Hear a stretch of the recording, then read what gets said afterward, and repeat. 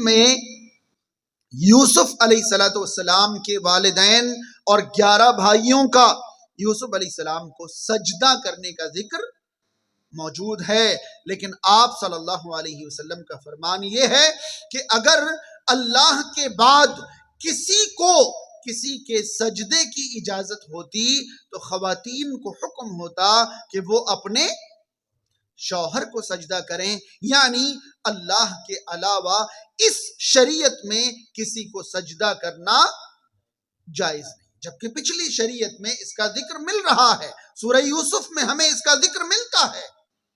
تو بات اچھی طرح سمجھ لیں، یا تو پہلے سے وہ چیز رائج ہو جس کو رسول کریم صلی اللہ علیہ وسلم نے تصدیق فرما دی، یا پھر آپ صلی اللہ علیہ وسلم کے زمانے میں شروع ہوئی ہو وہ چیز اسلام۔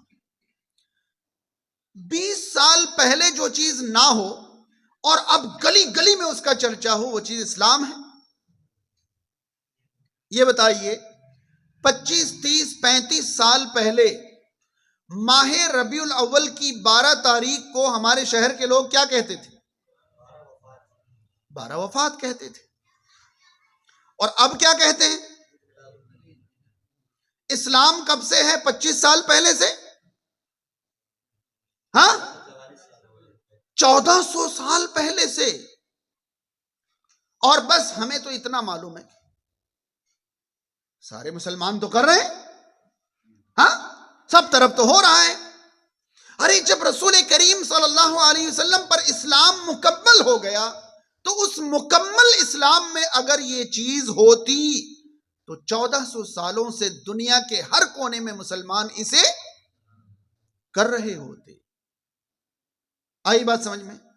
اور بتاؤں میں آپ کو، ابھی میں نے محرم کی 10ویں تاریخ کا ذکر کیا تھا، نبی کریم صلی اللہ علیہ وسلم پر اسلام مکمل ہوتا ہے، اسلام مکمل ہوتا ہے سن 10 ہجری میں۔ کس ہجری میں؟ 10 ہجری میں۔ اس کے 50 سالوں کے بعد سن 61 ہجری میں رسول کریم صلی اللہ علیہ وسلم کے وہ نواسے جو جنت کے جوانوں کے سردار ہیں، جنت کے جوانوں کے سردار ہیں، رسول کریم صلی اللہ علیہ وسلم کے وہ نواسے جو رسول کریم صلی اللہ علیہ وسلم کے لیے جنت کے پھول ہیں، آپ صلی اللہ علیہ وسلم کے وہ نواسے جن سے محبت رسول اللہ سے محبت کی دلیل ہے اور جن سے بغض رسول کریم صلی اللہ علیہ وسلم سے بغض کی دلیل ہے، وہ نواسے جن کو رسول کریم صلی اللہ علیہ وسلم نے عبادت کے درمیان بھی خود سے علیحدہ نہیں رکھا، جنہیں گود میں اٹھا کر آپ صلی اللہ علیہ وسلم نے خطبہ ارشاد فرمایا۔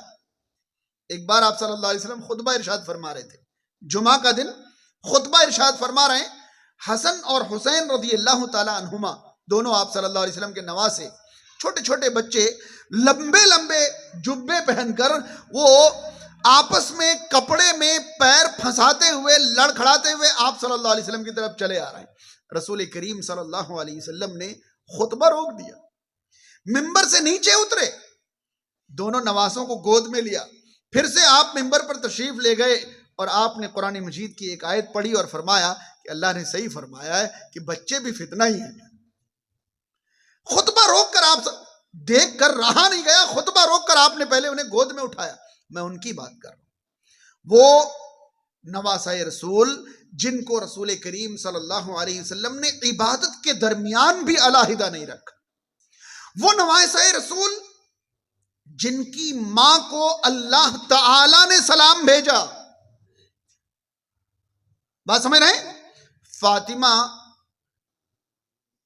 کی والدہ کو خدیجۃ الکبریٰ رضی اللہ تعالیٰ عنہ کو، یعنی کہ ان کی نانی کو، حسن اور حسین رضی اللہ تعالیٰ عنہما کی نانی کو خدیجۃ الکبریٰ رضی اللہ تعالیٰ عنہ کو اللہ تعالیٰ نے سلام بھیجا تھا۔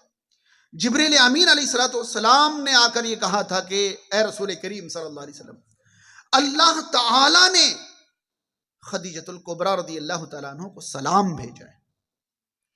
وہ نواسۂ رسول جن کی ماں جنت کی عورتوں کی سردار ہیں، سیدہ فاطمہ رضی اللہ تعالیٰ عنہ، اور کیا کیا گنایا جائے، وہ حسین رضی اللہ تعالیٰ عنہما کی شہادت افسوسناک طریقے سے، مظلومانہ طریقے سے، درد مندانہ طریقے سے سن 61 ہجری میں عراق سے قریب ایک جگہ کربلا میں واقع ہوتا ہے۔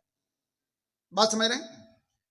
پھر سے سنیں، اسلام مکمل ہوتا ہے سن 10 ہجری میں، اور جنت کے جوانوں کے سردار حسین رضی اللہ تعالیٰ عنہ شہید ہوتے ہیں سن 61 ہجری، یعنی اسلام مکمل ہونے کے کتنے سالوں بعد؟